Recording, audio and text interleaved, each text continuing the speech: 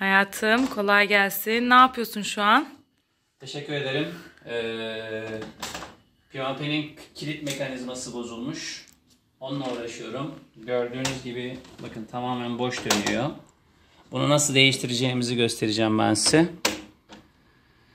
Bunun için bir usta çağırmanıza gerek yok. Çağırırsanız tabii ki bunun hemen hemen 3 katı para ödersiniz.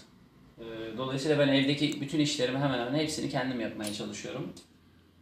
Bunu da nasıl yapacağımı size göstereceğim. Öncelikle kullanacağımız malzemeleri ben bir göstereyim.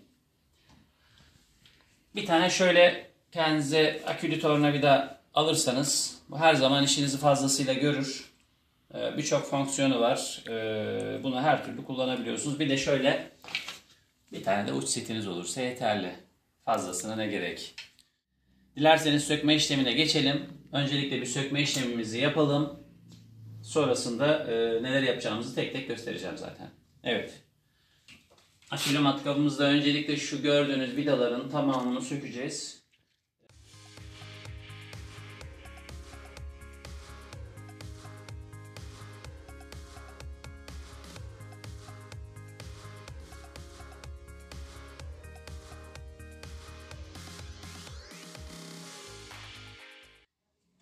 Evet, burayı sökmek için şu gördüğünüz kısmı çeviriyoruz. İki tane kenardan tutup kendinize doğru çekip çeviriyorsunuz. Şu iki vidayı söküyoruz.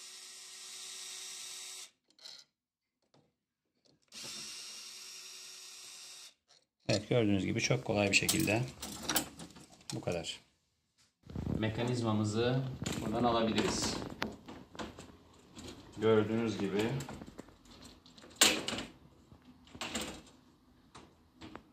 Çok kolay sökebiliyorsunuz. Şurada ufak bir contaya takılıyor. Evet.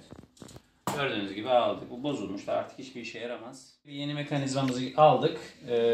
Yeni mekanizmada dikkat etmeniz gereken nokta şu bölüm sadece. Bozuk mekanizma ile şu kısmın birbiriyle aynı olması lazım. Buna göre bir ürün almanız lazım. Şimdi mekanizmamızı yerine takıyoruz. Yerine taktıktan sonra göbeği sabitliyoruz. Zaten ayarı neyse ona göre sabitlersiniz. Ondan sonra sabitledikten sonra şu kısmını düzeltiyoruz. Şu tırnakları kendinize doğru çevirip şöyle çeviriyorsunuz. Evet. Bu noktanın vidalarını takıyoruz. Sabitleyeceğiz burayı.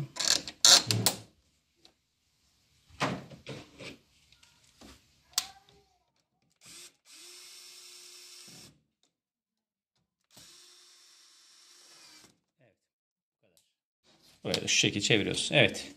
Şimdi buranın delikleri uymadığı için tabii ki bunların tamamına yeni delik açacağız. Evet, geldik sabitleme işine. Şimdi vidalarını takacağız. Kilidimizi sabitleyeceğiz. Başlayalım.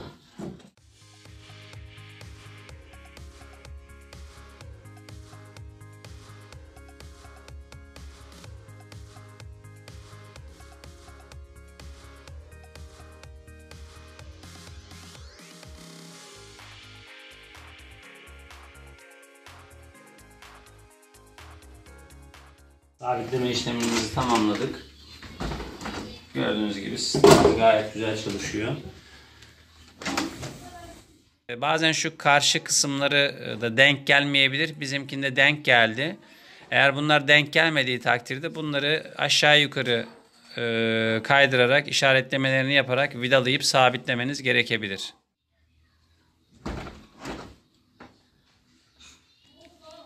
Evet, geldik güzel bir videonun sonuna. Yine gördüğünüz gibi işlemimizi tamamladık.